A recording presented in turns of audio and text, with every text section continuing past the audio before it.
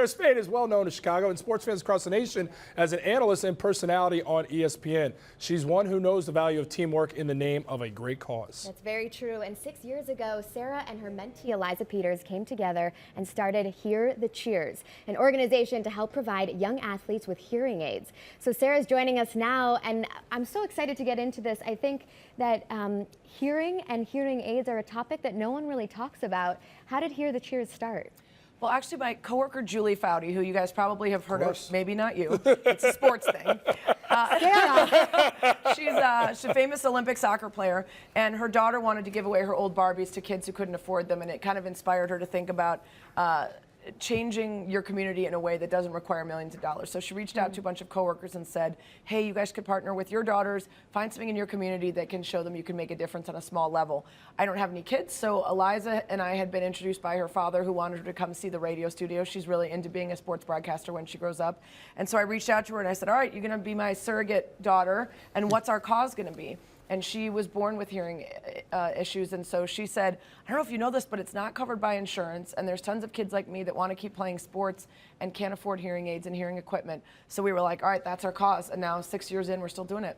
Yeah, because I was going to say, you look at one of the pictures, the next picture with you and Eliza. Yeah. I mean, you've seen her grow as a young woman. Crazy. She's driving cars now, and I still think of her as like a sixth grader. I'm like, Is that scary for all of us on the road? Yes. No, she seems to be doing all right. She's mature beyond her years, but it's funny for me because I still think of her as this little kid. Well, it's truly impressive to me, Sarah, because you're so busy. I mean, with everything you got going on in the sports world, you're here, you're there, you're doing radio, you're doing TV, you're being called to fly this place. Yeah. How do you make the time for it all?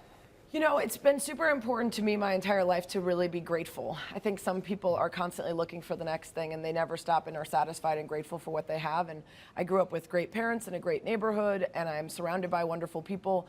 And I never forget the leg up I got merely by not having some of the issues that others do as they're growing up. And so I try to make sure that I lend a hand and reach out to others who maybe aren't so lucky. So great. And speaking of great, you have an awesome event coming up. Yes, we've got, so speaking of being surrounded by awesome people, one of my good friends, Kylie, is an instructor at 105F Hot Yoga, the real hot Bikram stuff that you're pouring sweat and feeling great when you leave. Nice. And so we're doing a yoga event, fun, awesome Bikram yoga class, and then some wine and some new alcohol-free craft beer, which is just hitting the market, and some shopping, and yeah, getting everybody together as an excuse to do a little yoga and feel good about yourself, and also help out the kids. And it's been great. We've raised over $130,000 in the last 5 years, so we're hoping to get another $20,000–$25,000 this year. And hearing aids are $1,000 to $4,000 a pop, so you can understand when they're not insured how parents could feel really at a loss trying to give their kids the best things. And so we're hoping to help another couple kids this year. Yeah, I think it's such a great cause because it's something that, I mean, as you're talking, everything you're saying, I'm like, I didn't know that. Yeah. I didn't know that. And I think that's such a cool part of it. I know there's people out there listening right now that are also thinking, wow, there's so much I did not know about hearing aids and, you know, how it's affecting people out there, the lack of them.